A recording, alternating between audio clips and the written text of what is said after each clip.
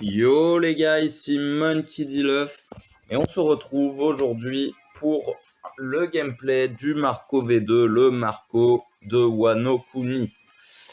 Oui, je sais, il est que niveau 74 et j'ai que 6 boosts, enfin que 6 cases de la grille cochée, et alors ça, je peux quand même le jouer, ça montre déjà à quel point il est cheaté.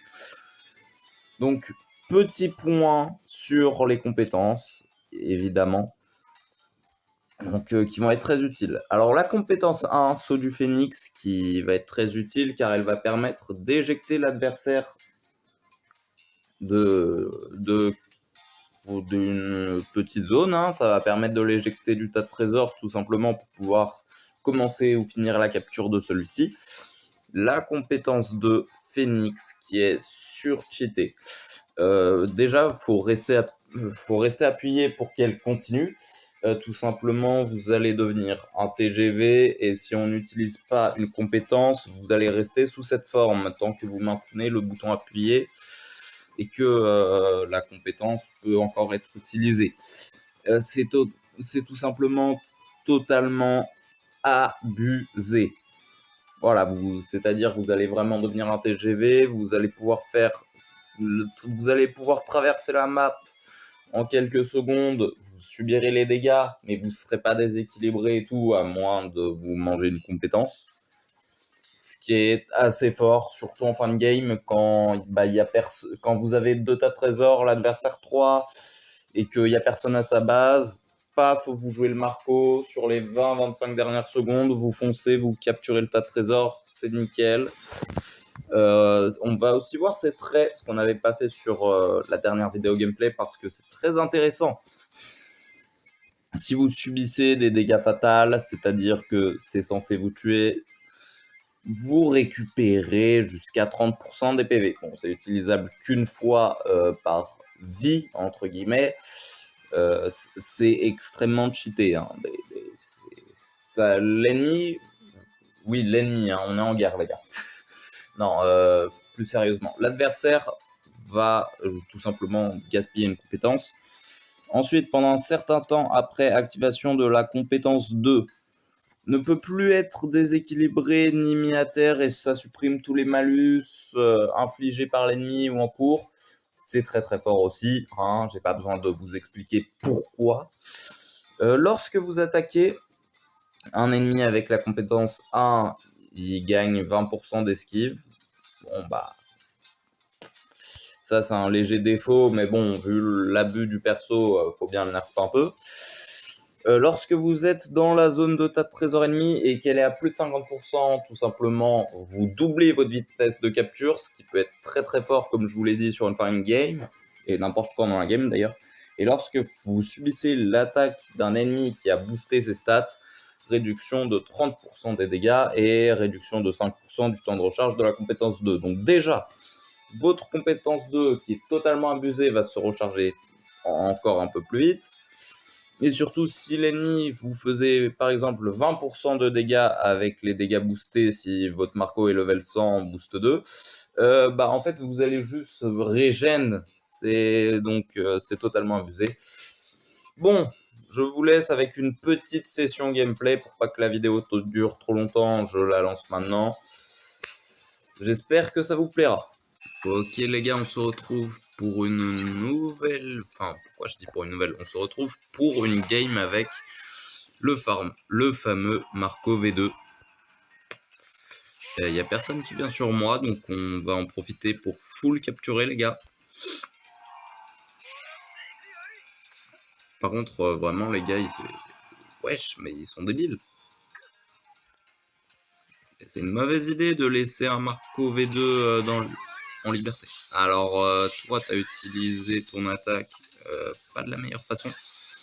Et regardez, hop là, on va les taper tranquillement avec la compétence 2, tout en avançant à une très très bonne vitesse.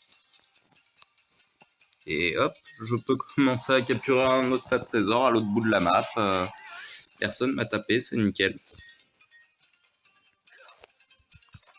Ensuite, j'utilise la Très bien, soit il a esquivé, soit la compétence a bugué. La compétence 1, j'allais dire que je l'utilisais pour éjecter l'autre du tas de trésors. On va juste régène vraiment vite fait.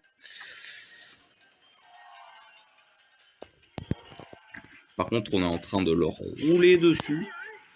C'est une dinguerie.